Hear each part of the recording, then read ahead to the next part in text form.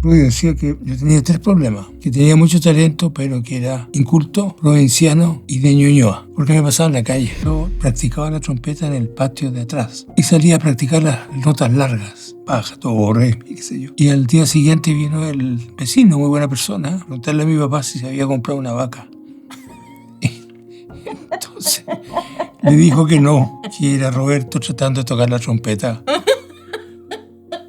El talento por sí no te garantiza el éxito de una vida como músico profesional. El talento es el 30%. El resto es mucho trabajo, disciplina, sobre todo disciplina. Me dice, ¿qué le pasa, mijo? Tengo una pena de amor. Le digo, ¿qué sabés tú de amor, cabrón chico? No sabés nada de amor. Pero ayer le dio un ataque de llanto que no podía parar. No podía parar. No sé qué le pasó, pero la música te transporta a otro estado de conciencia, te abre puertas. Una enfermera de turno nos dicen, sí, este caballero llegó ayer, yo lo recibí. ¿Cómo que ayer? Le dije yo. Pero si yo lo vi ayer. No, él llegó para acá como a las 5 de la tarde. Estoy absolutamente de acuerdo con que pongan detectores de metal en todos los colegios de Chile. O sería muy bueno que por orden de la ministra de Educación se vea la película adolescente en todos los colegios de Chile, como hicieron los británicos. Lo que uno tiene que compartirlo. Y si puede ayudar a alguna persona, idealmente con una sonrisa, y eso no cuesta nada. El piano es mi confesor. Aquí dejo mis alegrías y mis penas.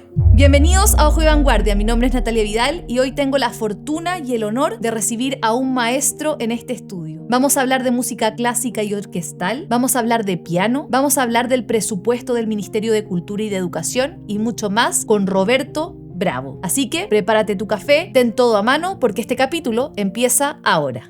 Roberto, muchas gracias por aceptar la invitación. Dios sabe lo honrada que me siento de tenerlo frente a mi mesa. Creo que de las oportunidades que me da la vida, de las que me debo sentir muy, muy, muy afortunada. Muchas gracias por la invitación. En todos los capítulos parto haciendo alusión a la obra de un artista visual chileno. En este caso, a mi lado está Natalia Sánchez. Ella hace fotobordado. Es una técnica en que en inicio no necesariamente se interviene una foto que es en blanco y negro para redefinirla, para darle una segunda vida y también para reinterpretarla. Me pareció muy interesante empezarlo con usted porque de ella emana un aura, probablemente que podría ser la música que le entra por los oídos. ¿Cómo le entra por los oídos y se queda a vivir en él a un niño de 3 años el piano?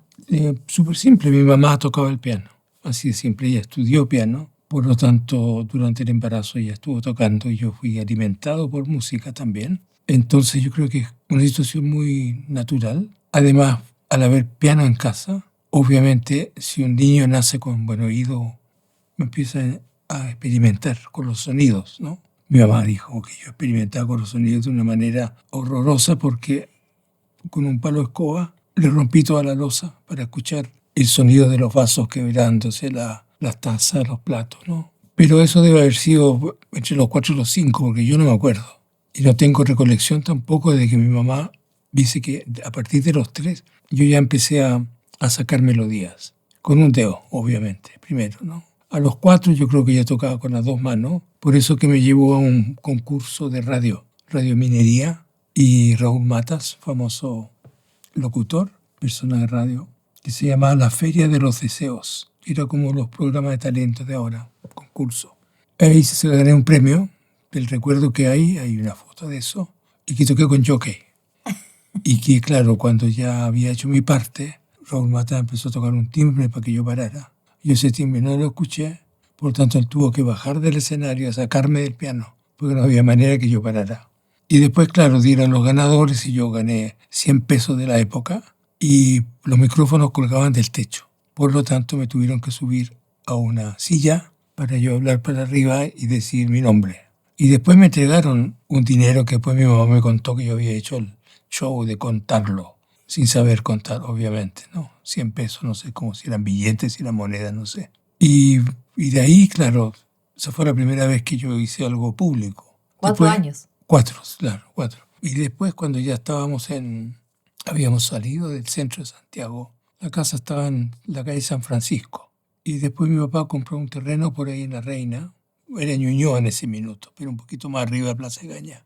Y ahí llegué como a los 6 años. Por eso que mi mamá me puso en una academia de música de Pedro Valdivia, que estaba cerca de un cine. Entonces después de las clases pasábamos a ese cine. Mi mamá compraba unos sanguchitos de jamón con palta y nos metíamos a ver películas. Y a los 7 ya me llevó a un conservatorio y me presentaron al profesor Rudolf Lehmann, que fue un discípulo de Raúl en Berlín en el conservatorio Stern, y a Raúl lo ayudó a arrancar a Chile en el tiempo de los nazis.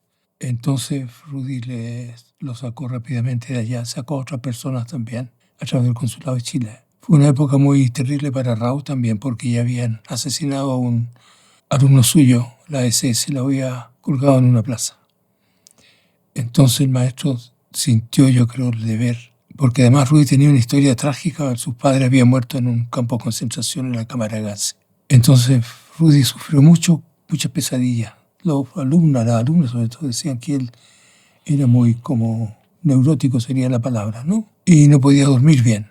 Yo nunca supe, cuando niño, la historia, pero seguramente él tenía pesadillas de esos años y no dormía bien y tenía un carácter un poco irascible, ¿no? Conmigo toda la razón, porque yo era un niño, ¿cómo decía? Rudy decía que yo tenía 3 problemas, que tenía mucho talento, pero que era inculto, provinciano y de Ñuñoa, porque decía Ñuñoa, Ñuñoíno decía, porque me pasaba en la calle, me pasaba jugando fútbol en bicicleta detrás de las niñas del barrio Simón Bolívar, de ahí, Carlos Mondaca.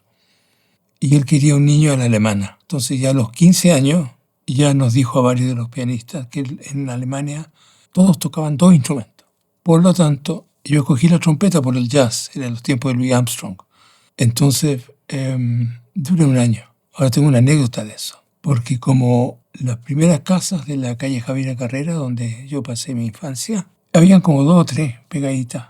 Entonces yo practicaba la trompeta en el patio de atrás, patio trasero, donde estaban los ciruelos y todo eso. Y salía a practicar las notas largas, ¿no? Baja, do, re, qué sé yo. Y al día siguiente vino el vecino, muy buena persona, a preguntarle a mi papá si se había comprado una vaca. Entonces le dijo que no, que era Roberto tratando de tocar la trompeta. Y así fueron los primeros años con el colegio. Tuve bullying también. Habían 2 chicos o 3 que no me querían porque, claro, los profesores tenían una actitud respetuosa conmigo en el sentido del respeto por uno que estudia más. Yo salí del colegio, no a mi casa, al conservatorio. 2 veces a la semana por lo menos, por piano y también por teoría y solfeo. Entonces era el niño que tocaba piano. Y ahí tuve un poquito de bullying con unos chicos que me perseguían en bicicleta y ya inmediatamente salió otro a defenderme. Así que no duró mucho el bullying. Pero cuando siempre te preguntan eso, ¿no? Si hay bullying, no hay bullying. ¿Y el bullying era a propósito de que era el niño pianista o era que era el favorito de las profesoras? Yo diría que ambas cosas, un poquito, ¿no? Destacado porque era el único en el colegio que tocaba piano o instrumento. Yo no tenía un compañero violinista o una niña cantante o alguien que estudiara ballet, no. Era yo el único. Seguramente por ahí, por ahí. ¿Es el origen de la vocación por la música un talento o es usted de los que participa de que en realidad uno puede nacer con talento pero es 90% práctica o 99% práctica? Así, absolutamente. El talento por sí no te garantiza el éxito de una vida como músico profesional. O sea, puedes tocar siempre para tus amigos, para la familia, porque te hace bien. Pero para desarrollar una carrera el talento es el 30%. El resto es mucho trabajo. O sea, disciplina, sobre todo disciplina. Y esa, claro, me costó encontrarla. En Chile yo era muy desordenado. Tuve que pasar por muchos años de experiencia en otros países para entender realmente lo que era la disciplina. Yo tenía un cuadernito cuando chico donde escribía las labores del día. Y era estudiar, jugar, estudiar, jugar. Esos eran mis 4 lemas. Entonces, inevitablemente pasaba en la calle la mitad del día, con amigos en bicicleta, íbamos juntos a ver a las niñas ahí cerca del barrio. O hacíamos excursiones, después estuve con los mormones, también seguían andando en bicicleta ahí. Había un cuento amoroso en esos tiempos, como a los 14, con una niña del Liceo 9, ahí en Avenida Osa, creo que estaba. Y ella hizo la primera comunión, y yo quise hacerlo con ella, el mismo día. Y no le dije a mi mamá, y mi mamá se coló. Se vino detrás porque no encontraba inaudito que yo quisiera hacer la primera comunión sin ella ahí. Y yo estaba en la otra, en la otra vereda. Pero así fueron muchos. Era muy divertido eso porque la mamá no me tragaba. Entonces, la señora llegaba como a las 6 del trabajo y yo a las 5:30 ya estaba arrancando el barrio. Y me escondía en una esquina a mirar si la señora había llegado ya, para devolverme al lugar donde yo estaba, para que no me viera. Y en esos años, cuando yo tenía 13, 14, yo repartía el pan con un panadero con su carretela y su caballo, que se llamaba Fermín. Okay. Y Fermín, pasábamos por la casa y yo me escondía detrás de la carretela para que no me vieran de la casa. Pero salía la nana, que se llamaba Nelly, y la Nelly se llevaba un mensajito mío entre la marraqueta para la niña, pero muy mensajitos de amor de esos años, pero estaban escritos al revés, para que ella los leyera en el espejo, ¿no?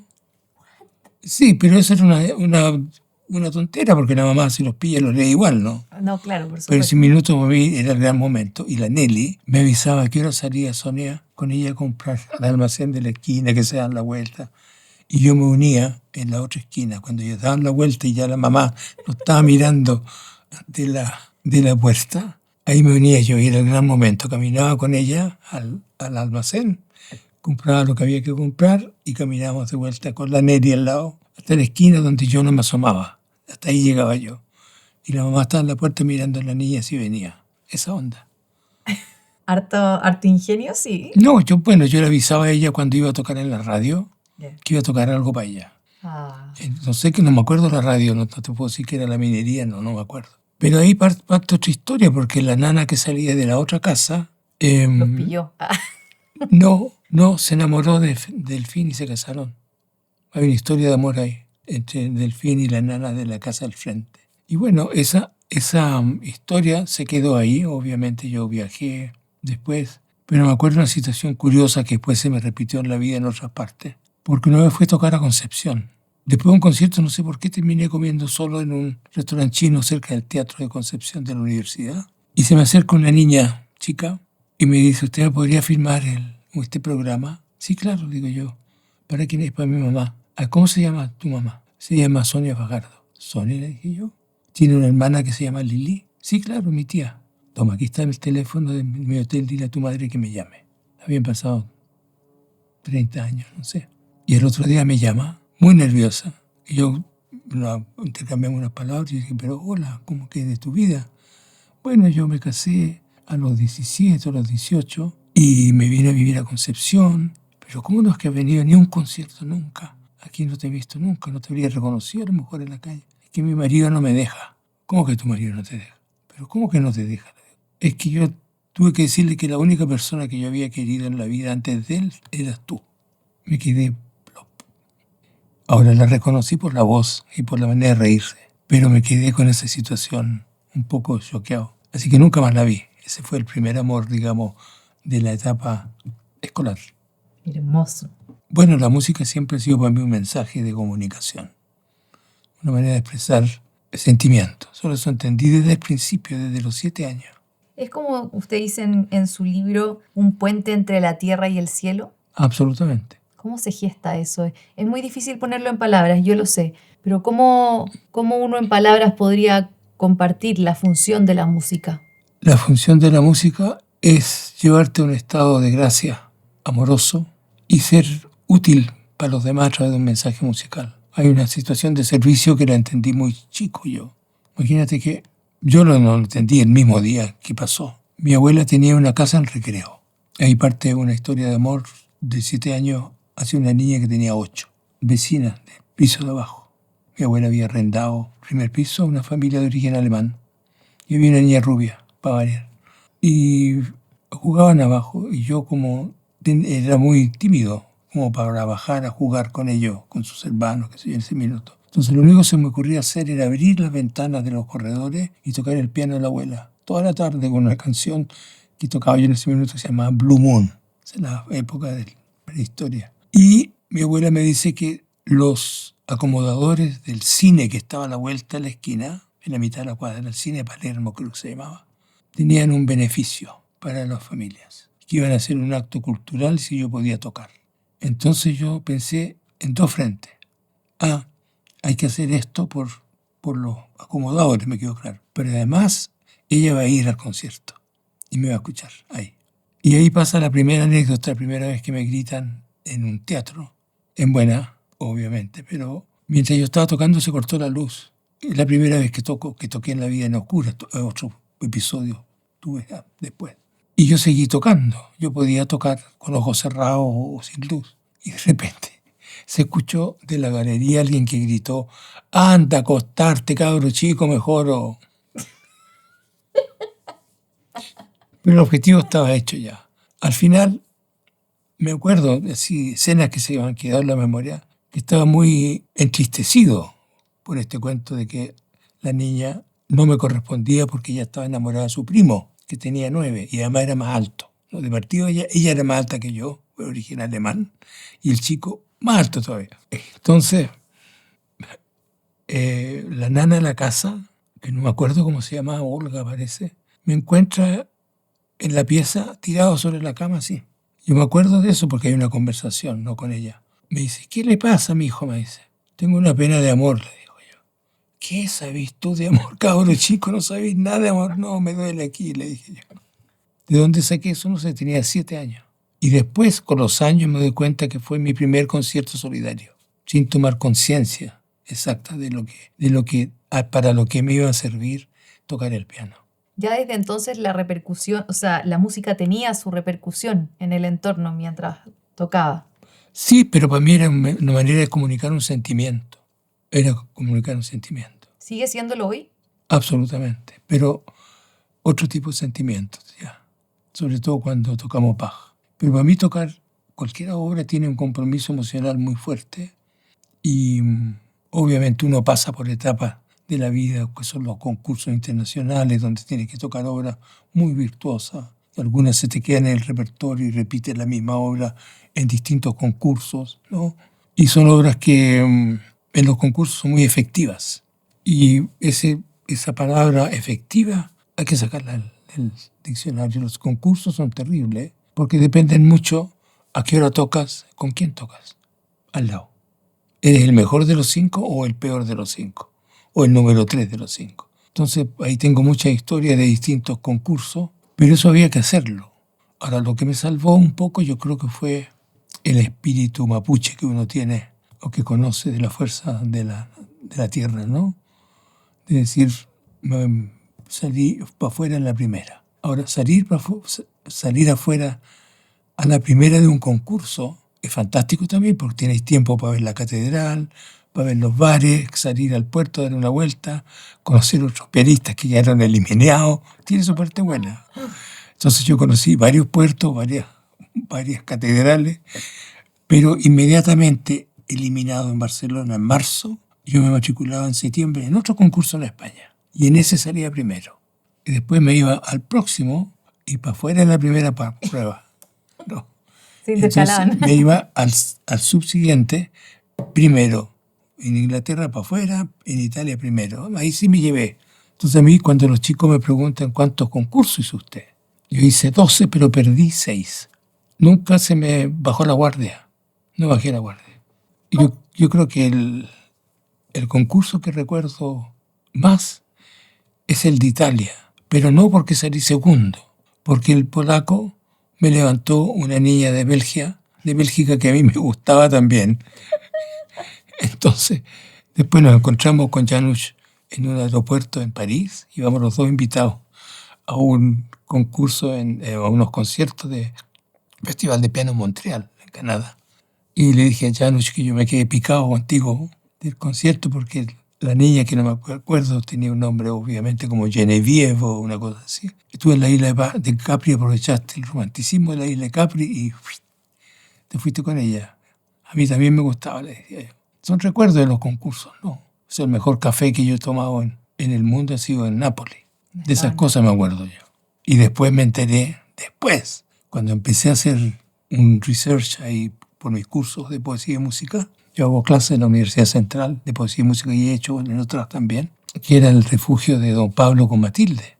Ahí escribió los versos del capitán, Pablo Neruda, que estuvo escondido ahí cuando andaba en secreto todavía no había terminado su relación con la hormiguita y se escondieron en esa isla. Y ahí, claro, y él publicó los versos del capitán también de manera anónima. para que nadie supiera eso, que era él y que estaba en Italia.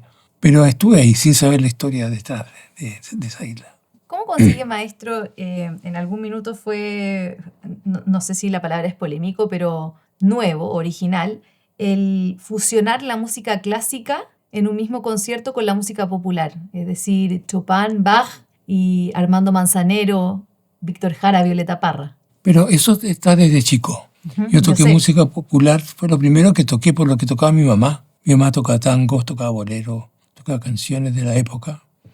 Entonces yo ya a los 6, 7 años ya tocaba música popular. Por ejemplo, Rudy Lehmann, las niñas le decían a él siempre Rudy. Yo le decía profesor, no me atrevía a entrar en ese contexto tan, ¿cómo te diré?, cercano, ¿no? No es que él me tratara mal ni nada por eso, pero había un respeto por él, que obviamente después, como yo no estudiaba mucho, se transformó en que en una clase, como yo no estudiaba mucho y andaba con el cuento del pololeo, él hizo 2 estrategias. La primera fue tirarme un libro por la cabeza de la suite francesa de Bach número 3, en si menor, con una frase puño y letra de él, yo lo tengo guardado eso. Roberto no estudia, pero tu padre lo firma, me dice. Ya. Y la segunda fue invitar a la niña, pero esto ya era después de los 18. Yo perdía mucho tiempo yendo a Maipú. La mitad de una mañana se me iba a cambiar micro, a ver a la niña y me quedaba allá y volvía el domingo. Entonces, como estaba muy enamorado, él no le sirvió nada mejor que invitar a la niña a una clase de piano. Y la sentó en un sillón aquí en Providencia y me hizo una clase de 2 horas y media con un movimiento lento y el primer movimiento del concierto de Chopin en number 1. Y la niña echaba humo sentada y no había cómo salir de ahí. Y Rudy se mataba de la risa nomás. A eso se le llama, si no puedes contra el enemigo, únetele. Algo así. Algo así. No, son recuerdos de esos años. Él fue un fantástico maestro, que yo lo entendí afortunadamente a tiempo, porque era muy rebelde, pero era rebelde de ignorante, no de con conocimiento, con causa o sin causa, no. De puro ignorante. Entonces necesitaba un cambio. Y ese cambio se produce cuando voy a Polonia, voy a Rusia sobre todo. Rusia, sí, escuché. Pero afortunadamente pude tener clases con él después, volviendo tanto de Rusia o de Polonia, y agradecerle y tocar para él. Yo lo primero que hacía cuando llegaba a Santiago, lo llamaba por teléfono cuando me podía escuchar. Entonces no quedó trunco el sentimiento. Cuando él murió en un accidente de ¿cómo se llama?, de auto, fue un duro golpe. A mí yo estaba en Inglaterra ya, entonces no pude venir ni nada. Estaba con una L en el pasaporte, que en Inglaterra se usa por learning. O sea, los conductores que andan en los chiquititos, los autos mini, tienen una L. Entonces mi amigo inglés no entendía cómo te pusieron la L. A los chilenos yo les decía, me la pusieron por leso. Pero los ingleses learning, ¿no? Learning diary. Entonces hay un cuento con la música popular que ha estado conmigo siempre, por las películas. Pero claro, yo no sabía a los 6, 7 años que la melodía tan maravillosa que me había cautivado en el cine, en una película de una perra que se llamaba Lassie. Lassie. Lassie, sí. Sí. Ya. No, es de No tu sé cuál época, es la ¿verdad? raza, pero sí, perfecto, Sí. perfecto. Ya. Ahí tocaba una música tan hermosa que yo después me enteré, porque le dije a mi mamá que algún día yo quiero tocar esto. Era el concierto de Grieg, en la menor. Yo que podía saber a los 7 años que iba a terminar tocando en la casa de Grieg, en Noruega, haciendo un recital en una sala de conciertos que tiene frente a los fiordos, visitando la tumba de él con su mujer Nina, que está en las paredes al lado del lago, y en su casa, una casita muy bonita, pero con una casa debajo, chica, frente al lago, donde él componía, y ella lo esperaba con la sopa arriba. Y era un momento en que yo estaba acusando la soledad de la carrera, porque hay renuncia. Y una de ellas, bueno, a veces se publican, ¿no? Se publica de que fulano toca aquí, toca allá, una vida de aplausos. Pero nadie sabe cuando uno está sentado en la bañera, en el baño, solo, o alguien que te acompañe después de un concierto, a veces te dejan botado. Entonces, ahí se produce la segunda o tercera situación paranormal que yo he tenido en lugares como la casa natal o el lugar donde vivió y murió Edvard Grieg. Ahí no sentí la presencia de él, sentí la presencia de ella en el salón cuando toqué.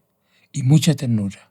Y como que ella me habló de la vida en pareja. Y me quedé con eso yo, con ese honor de haber tocado su piano, haber visto su entorno, haber visto la tumba, los dos juntitos allá abajo, y tocar en esa sala, que claro, en Bergen hay como 6 días de sol al año.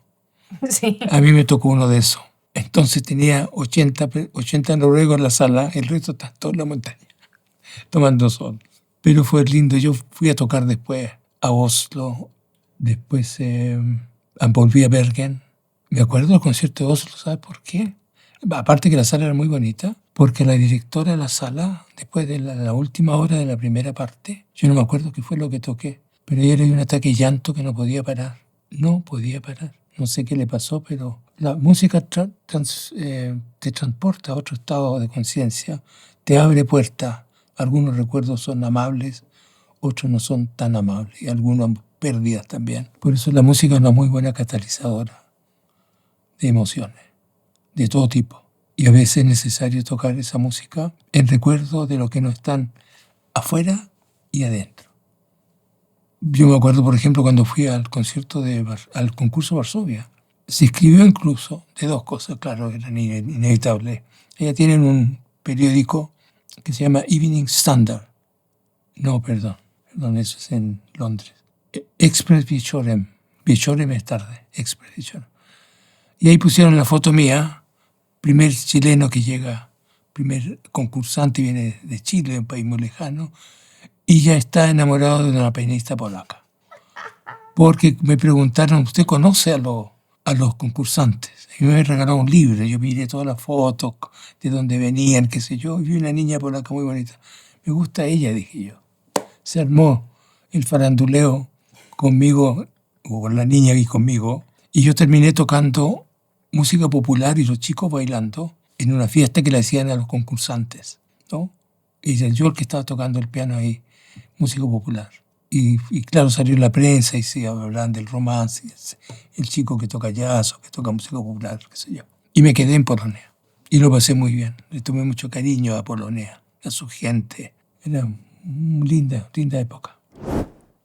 Antes de continuar, déjame hacerte una mención. Hace unos meses descubrí una plataforma que me cambió el trabajo por completo. Funciona para profesionales independientes, para creadores de contenido o para todos aquellos que hagan clases online, asesorías, talleres, levantar clases pregrabadas y tal. Yo no sabía ni hacer un sitio web, ni conectar métodos de pago, ni mucho menos tenía ordenada mi agenda. Y hoy, gracias a Flycrew, todo esto se ha resuelto en un solo lugar. Puedo agendar mis asesorías y tener un calendario ordenado. Ellos se encargan de que me llegue todo en el momento justo. Puedo hacer inscripciones a mis cursos gratuitos y pagos. Puedo levantar material para que quede disponible en la web y mis alumnos puedan entrar. Hay comunidades vigentes, todo conectado en un mismo sitio. Puedo incluso tener mi sitio web montado ahí y dejarlo listo en 5 minutos. No es broma. Si estás planteándote la idea de hacer cursos online o de explorar nuevas verticales que tengan que ver con productos digitales, por favor entra a flycrew.com, créate una cuenta y el equipo te ayudará a crear tu oferta soñada. Sigamos con el podcast. Maestro, cuando usted habla de experiencias paranormales para los escépticos, es un misterio. Y usted ha contado al menos dos historias que a mí me conmovieron. No sé cómo ocurren, pero me conmovieron profundamente. Una de su amigo Horacio y la otra con Armando Manzanero. ¿Me podría contar esa historia? Bueno, la primera es con una canción de él que me produjo a mí mucha... De hecho, me puse a llorar en la mitad de un concierto en la Isla Negra. Y después de ese concierto, de ese ataque de llanto en la Isla Negra, en un concierto que hicimos con otros músicos, a la mañana siguiente nos juntamos al desayuno, un grupo de personas. Había una periodista francesa aquí a la izquierda, Montserrat, la violinista, una amiga bruja al lado de allá. Y la Montse me pregunta cómo dormiste. Mal, le dije, tengo el bolero aquí. ¿Y tú cómo dormiste? También dormí mal, dice ella. Estábamos conversando en el desayuno y de repente suena un teléfono que tenía mi amiga Elda, lo tenía aquí. Entonces ella abre el teléfono y aparece Manzanero cantando el mismo bolero que yo había tocado la noche anterior.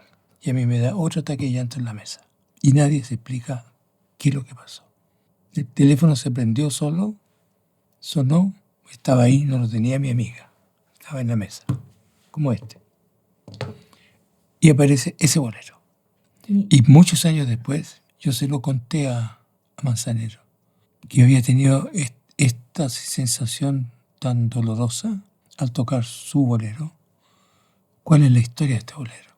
Ah, hermano, me dice, yo se lo escribí a una mujer que nunca quiso escucharlo. Listo. Y cuénteme, cuando estaba en el concierto de Isla Negra, este brote de llanto vino a propósito de nada, ¿fue en alguna parte especial de la canción? No, hay un tiempo-espacio en esa música en que uno capta la ausencia, ¿no es cierto? Son frases que se repiten después con el violín. Y yo estaba inmerso en una situación complicada, digamos, ¿no?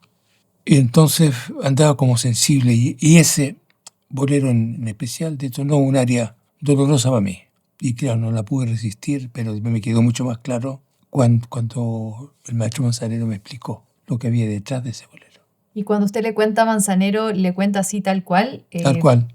No, él me dice, lo que pasa es que en la vida existen conexiones entre las personas a la distancia también. A mí no me sorprende, me dice. Él tuvo cosas de ese tipo, ¿no? Si tú lees alguno de sus libros, hay situaciones de ese tipo, de conexiones que hay gente que se comunica a través de los sueños, ¿no? Y se ven a través de los sueños. Y otros que se sienten o se conectan o se aparecen, ¿no? Ese momento fue bien especial, bien especial. El otro fue mucho más cercano, digamos, porque hice el concierto Bach hace 2 años atrás, más o menos, en un ciclo Bach en el Teatro Baquedano. Y claro, cuando uno toca Bach entra en otro estado de conciencia y afortunadamente pude tocar sin que la gente aplaudiera. Eso es muy importante para mí.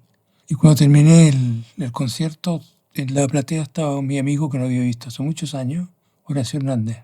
Ahí lo vi con su chaquetita tweed, su anteojos redonditos, y bajé y nos dimos un tremendo abrazo y Horacio se pone a llorar y yo también. Tanto tiempo, le dije, tanto tiempo. Y no hacía nada, lloraba nomás. Y me doy vuelta y le digo a Andrea, este es Horacio, mi amigo de toda la vida. Andrea lo saluda y yo le pregunto, ¿cómo está la Rebe con los niños? No me contesta. Se mueve hacia el otro costado porque hay otra gente que me quiere saludar y yo le hago así, llámame para que nos juntemos a un café, cariño a la Rebe. No contesta. Al día siguiente llega un WhatsApp diciendo que Horacio está con un infarto cerebral en la clínica Santa María y que nos van a avisar.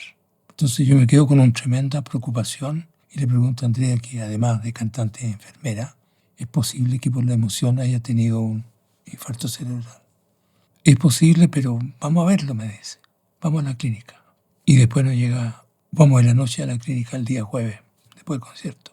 Preguntamos por él, nos mandan a otro edificio, está en, no sé cómo se llama eso, pero no se puede entrar. Una enfermera de turno nos dice, sí, este caballero llegó ayer, yo lo recibí. ¿Cómo que ayer? Le dije yo. Pero si yo lo vi ayer. No, él llegó para acá como a las 5 de la tarde.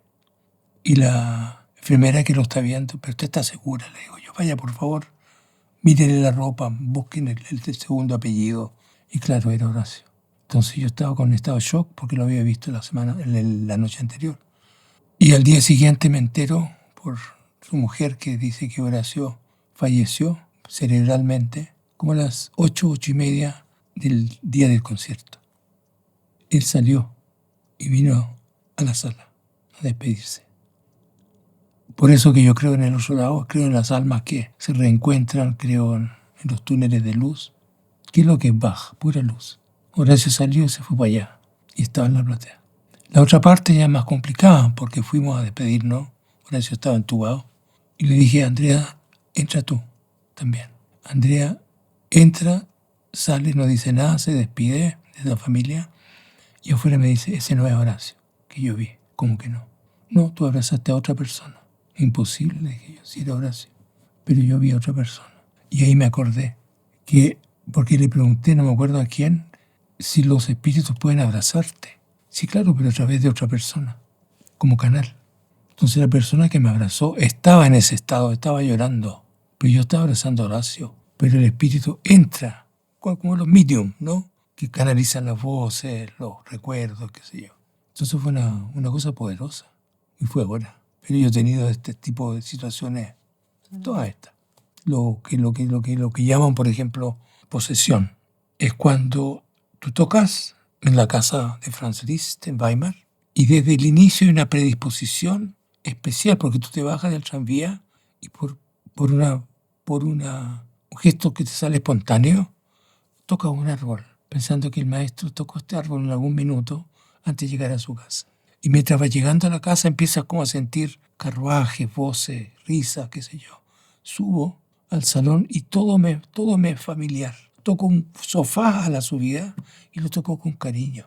Sé que el dormitorio está allá, sé que hay, porque he leído, la imitación de Cristo está debajo de la almohada, veo la panorámica, veo el piano y hago la pregunta del millón a mi intérprete, Ángela, ¿tú crees que me dejarán tocar el piano de Liszt?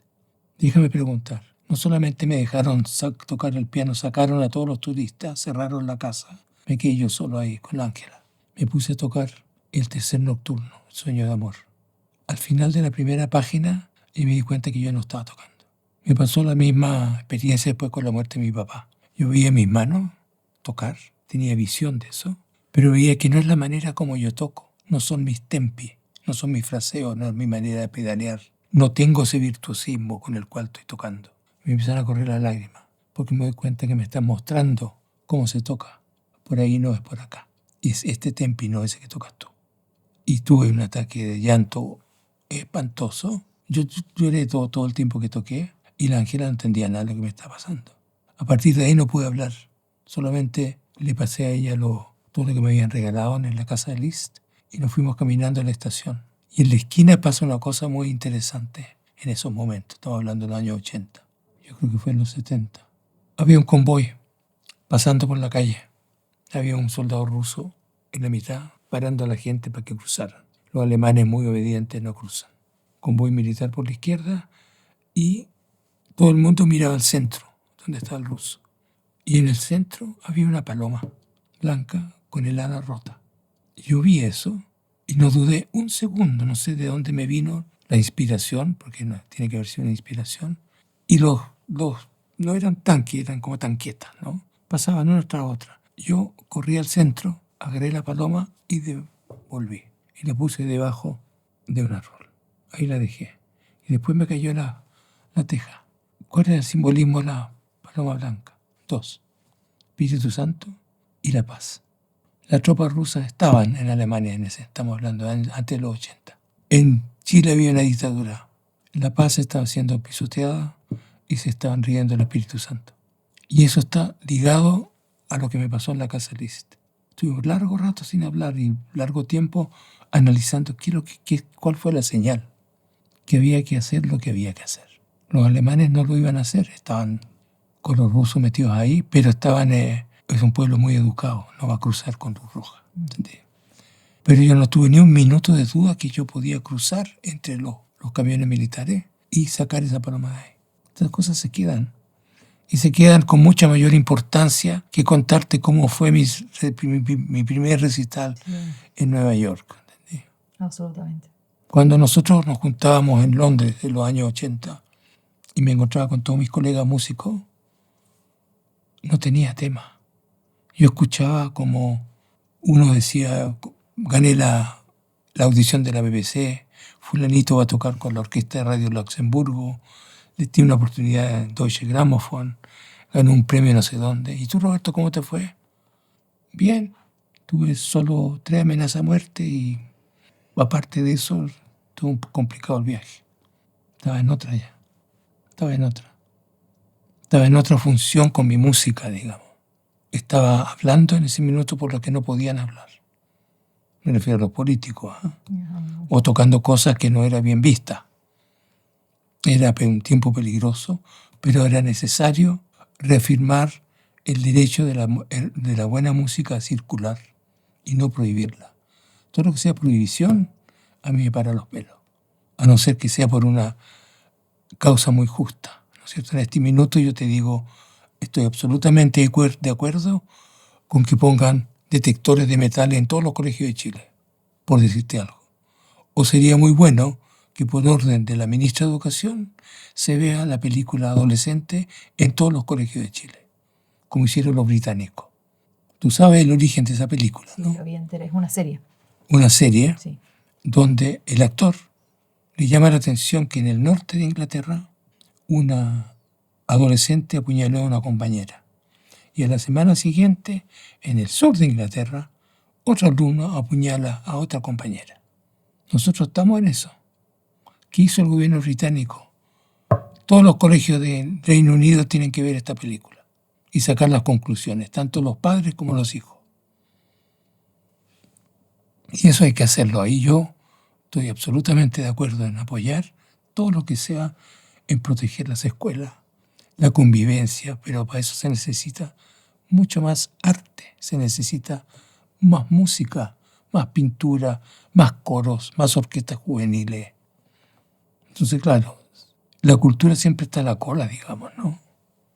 No hay plata para reparar el GAM, ok, estamos de acuerdo. Pero no lo digan, trataremos de hacerlo más adelante. No digan, fuera con esto. Todo lo que suene a fuera con esto me suena a mí a una cosa autoritaria sin estudio. Ahora, yo he vivido en carne propia muchas situaciones en las cuales yo entiendo que mi concierto que está programado en el Teatro Municipal de Antofagasta se suspenda o se convierta en un concierto solidario porque hubo un aluvión y quedó la grande. Estamos en ese tipo de país, ¿no es cierto? Donde pasan cosas a última hora y, claro, no hay manera de hacer el concierto. Los recursos van para otra parte. ¿Qué haces tú? Te unes, apoyas recursos para allá, fuera con el concierto. El que quiera concierto, que traiga comida, agua, pañales, qué sé yo, ¿no? Por ese lado, yo te diría que hay muchas experiencias en la vida que te van enseñando hasta todos los días. Yo participo mucho en algo que es muy personal, que viene desde chico, ¿no es cierto? En que lo que uno tiene que compartirlo, empezando por el talento.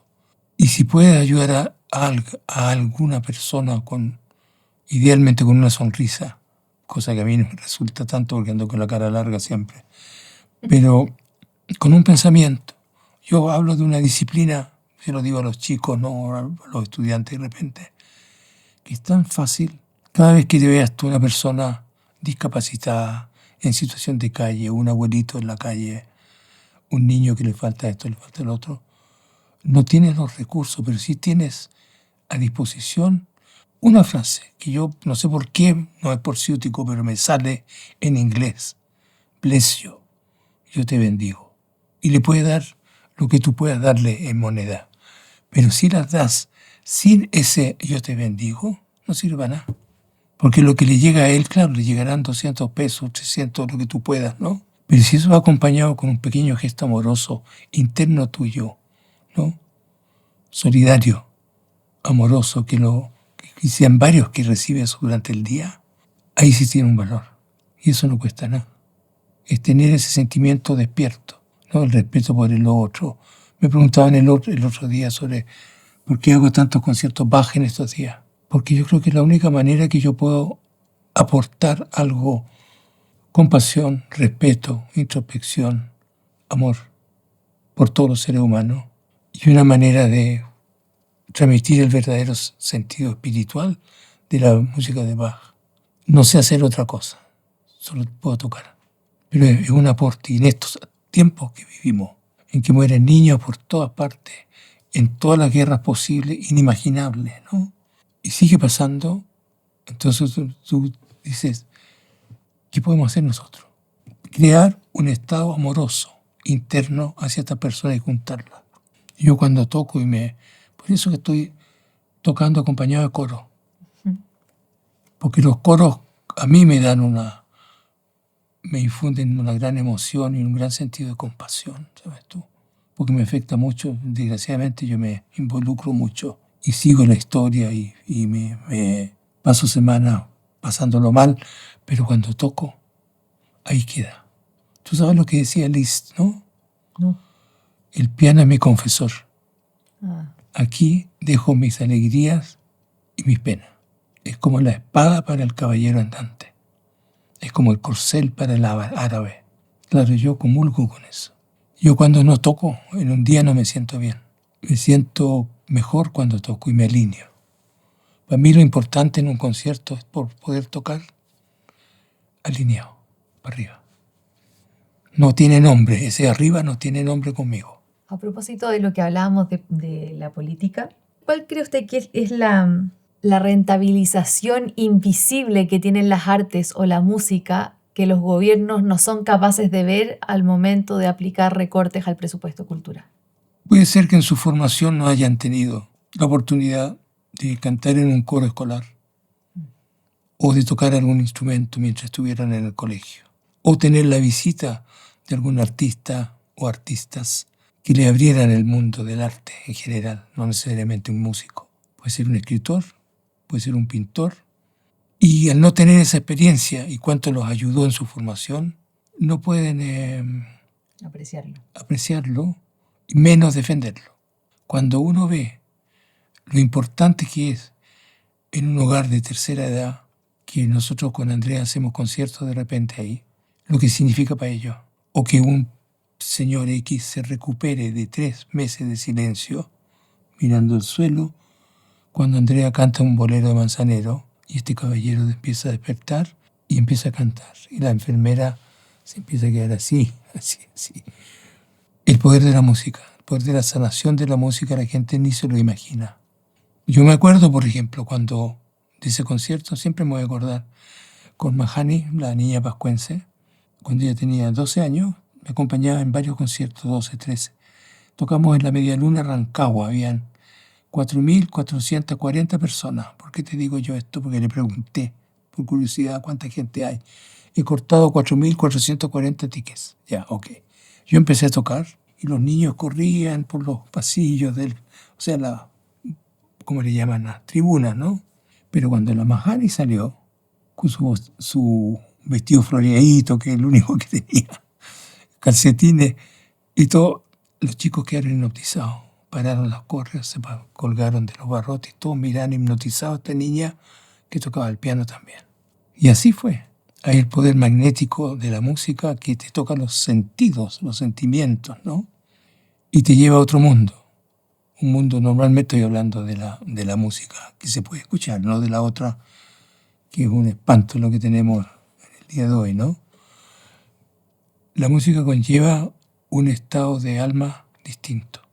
Te acerca a un espacio más puro, más solidario, más amoroso, en que el otro cuenta. O sea, todo lo que yo diga suena cliché, pero es lo que es nomás. Es como si te dijeran que linda es la cordillera de los Andes. Sí, pues, ¿qué más va a decir? Linda es la cordillera de los Andes. Hermosa. Claro, ¿no? Entonces hay mucha historia ahí de situaciones que uno ha vivido y que te confirman que lo que tú haces tienes que hacerlo por los demás, compartirlo y ojalá que los demás te acompañen en este viaje, ¿no es cierto? Por eso yo le puse el concierto de Bach, Viaje Interior. Y en todos los espacios donde tengo la oportunidad de estar, como en este, si alguien ve que toco Bach el 26 de julio en Santiago y después voy a tocar en julio también, no se aplaude. Es otra cosa. No es un concierto como tal. Es un momento especial que tenemos que hacerlo juntos. Porque lo que yo siento tocando quiero traspasarlo. Que vayan a ese otro espacio. Hay estudios que indican, bueno, uno tiende a pensar que la música clásica va en detrimento, sobre todo porque hay varios exponentes muy populares hoy día del mundo del teatro y de otras áreas que dicen la música clásica quedó en el pasado al igual que el ballet. Pero los estudios indican todo lo contrario. Y encontré este estudio que me pareció maravilloso porque dice, la mayoría de la población joven que oye música clásica mayoritariamente lo hace de música de fondo o para activar un estado de ánimo.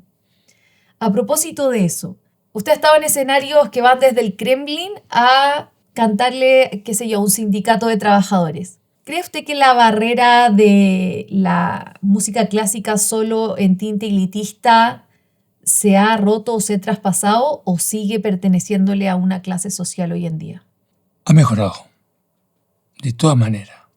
Hay algunos que partimos antes, otros que partidos después, ¿no es cierto? En Latinoamérica éramos cuatro. Ujú. Cuatro. Uno en Brasil, uno en Argentina, uno en Cuba y yo. Los que hacíamos la mezcla, ¿no? Y después el Teatro Municipal se empezó a abrir, a sacar el ballet a la calle, la orquesta también a la iglesia. Las sinfónicas y la Orquesta de Cámara de Chile siempre lo ha hecho. Entonces creo que el panorama es más amplio. Ahora, ellos no tocan en lugares muy conflictivos o peligrosos, digamos, ¿no?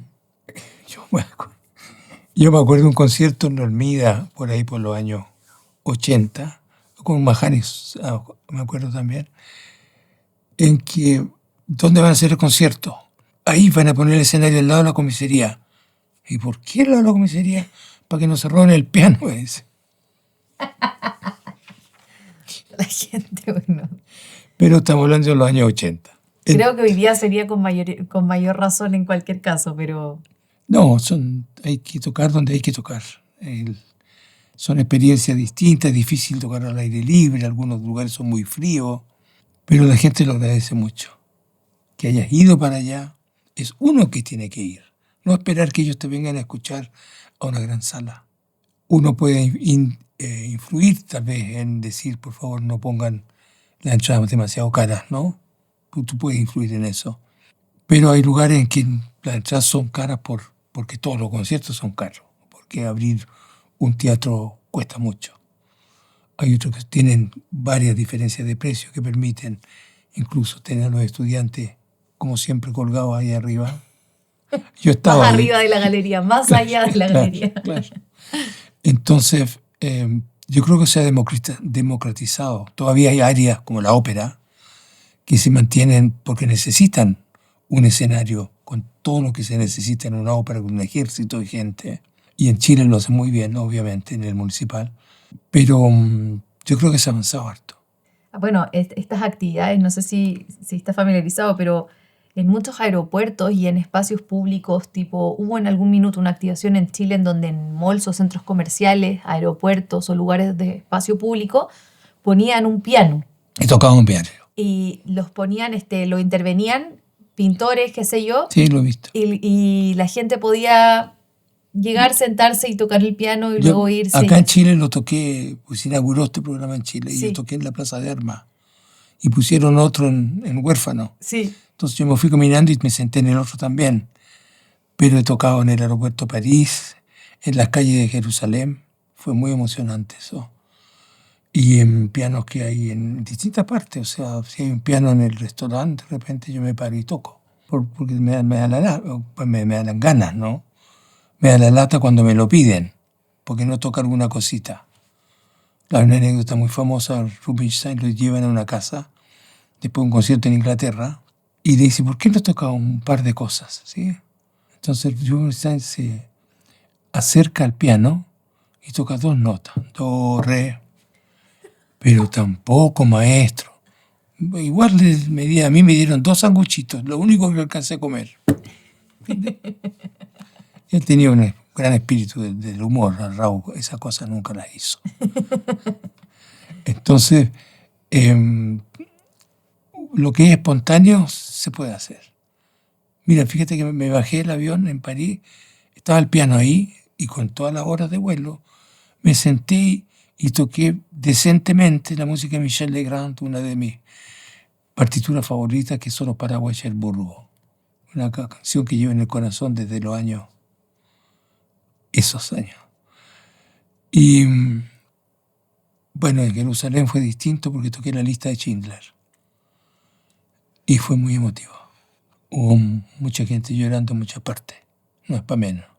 Tú sabes que yo siempre quise tocar en el Museo del Holocausto, sí, pero al mismo tiempo en la iglesia de la Natividad en Palestina, y no me resultó. Me quedé con un sueño truncado. Nunca es tarde. No estoy optimista. Ok. Lo siento. A propósito de lo que le dije, aquí está la cifra real. Royal Philharmonic Orchestra Dice, el 65% de los menores de 35 años escucha diariamente música clásica. Menores de 35 años. Eso en Inglaterra, ¿es esto? No, a nivel mundial. Mundial, ya. Solo el 57% de los mayores de 55 años escucha diario música clásica. Ahora, hay un dato aquí que es relevante. Los menores de 35 años empezaron a familiarizarse con la música clásica gracias a las redes sociales y a estas músicas de fondo que le ponen a los videitos con subtítulos digital. ¿Qué opina de este fenómeno? Pero ese fenómeno viene de mucho más atrás, porque hay muchas películas desde los tiempos de Walt Disney, como fantasía, donde fue la primera vez que escuché a Stravinsky, El rito de la primavera, y me pegué un susto que ni te cuento, con los dinosaurios y la tierra que se abre y todo, ¿no? Pero también en momentos muy divertidos con los hipopótamos que bailaban de cascanueces, ¿no? Sí. La música ha estado presente, bueno, de lo que te conté, el concierto de Grieg, ¿no? La música ha estado presente siempre en el cine, que es masivo. Entonces, en la famosa obertura del 2001, la película de Stanley Kubrick, ¿no? Cuando el mono tira el... Ya. Ahí está presente Richard Strauss. Richard Strauss, y después cuando se funde la imagen del hueso que tira el primate para arriba, con la estación espacial entra Johann Strauss, ¿no es cierto? Sí. Richard Strauss, Johann Strauss, ya más en el carácter popular del vals. Entonces hay mucha música que está en la película, esta obra tan desgarradora, que es de el adagio de Barber, Samuel Barber, compositor norteamericano, con la película Platoon, la película sobre la guerra del Vietnam, William Dafoe. Es tremendo. Bueno, Dick Bogart con La vida de Mahler, ¿no? Muerte en Venecia. Mahler, la música es de Mahler, pero el personaje de él creo que era Thomas Mann, no estoy seguro. Pero sé de la película. Pero hay una presencia, obviamente, ¿no? Pero tú también vas descubriendo músicas nuevas. Yo a través de Andrea y también de Montserrat, que hacemos conciertos combinados, conocí el mundo de los estudios Ghibli, la música de los anime. Entonces en el repertorio van obras de ellos, canto con Viaje Chihiro o Mi vecino Totoro, ¿no es cierto? La Monse toca El castillo ambulante. Yo toco música de Sakamoto, que descubrí a través de películas, un gran compositor, no hizo solamente películas. Pero claro, hay una película que se te queda la melodía. Y a mí me ha pasado siempre, cuando voy al cine, y algo me gusta, llego a la casa y lo trato de tocar solo. Como mis arreglos no son muy buenos, yo tengo un alumno que se llama Ignacio Pino, y él me hace arreglos para piano muy buenos. Y difíciles también, ¿no? Para que sude la gota gorda. Pero muy bien hecho. Entonces tengo una tendencia a tocar lo que me gusta, lo que me llega, me toca el corazón. Y para alguien que no es experto ni escucha hoy música clásica, ¿cree que es un buen canal de acceso, las redes sociales, el cine, para empezar a entender la música clásica y luego interiorizarse? Absolutamente. Y eso, y lo presencial también. Porque la energía que hay en una sala es lo mismo que ver una película en el cine o verla en la casa en el frigider, ¿no es cierto? O sea, camino para el frigider. Sí.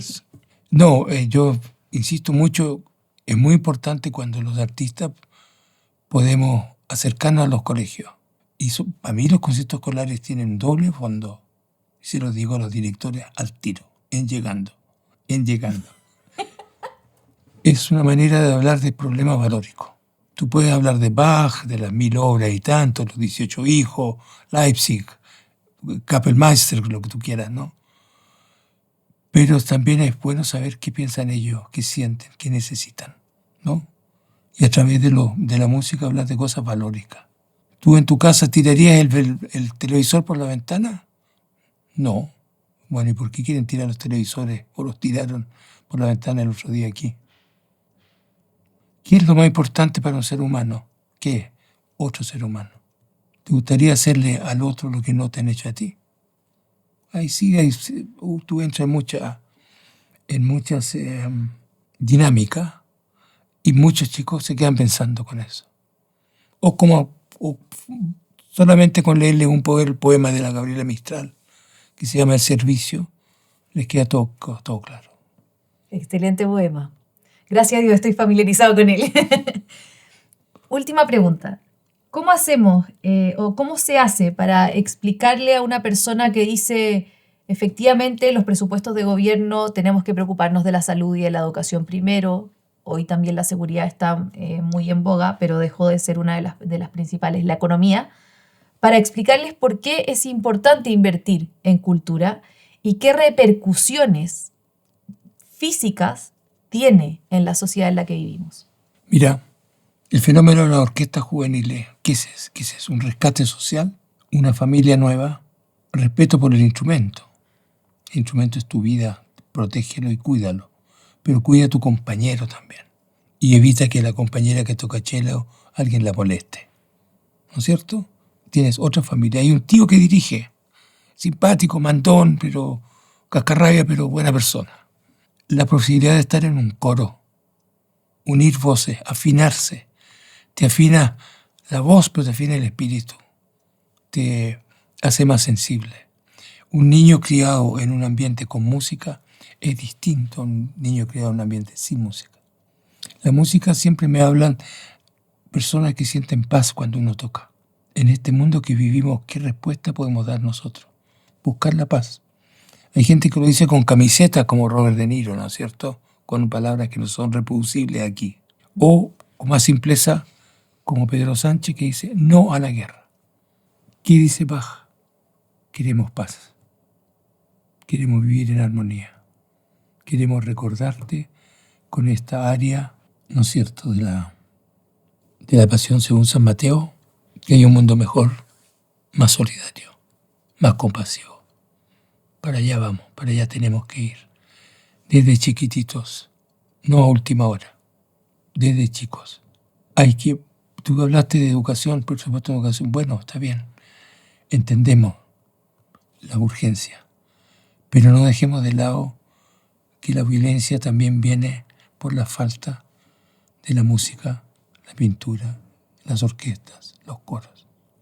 No podemos estar siempre al último de la cola cuando deberíamos estar parejos. No sé, inventen algo a través del Ministerio de Educación, que sigan la orquesta, que se fortalezca la escuela que tiene Majani en la isla de Pascua. 80 niños, no solamente aprendiendo un instrumento, a cuidar el planeta, plantando, cuidando las flores, cuidando el medio ambiente. No, mira, se puede hacer, pero depende mucho, no de números solamente, sino de las vivencias personales que hayan tenido los ministros en este caso, ¿no? Y que inventen algo. Busquen más privados que se pongan, no sé, van a fortalecer la ley de donaciones culturales. Por un lado, lo vi ayer en la noticia.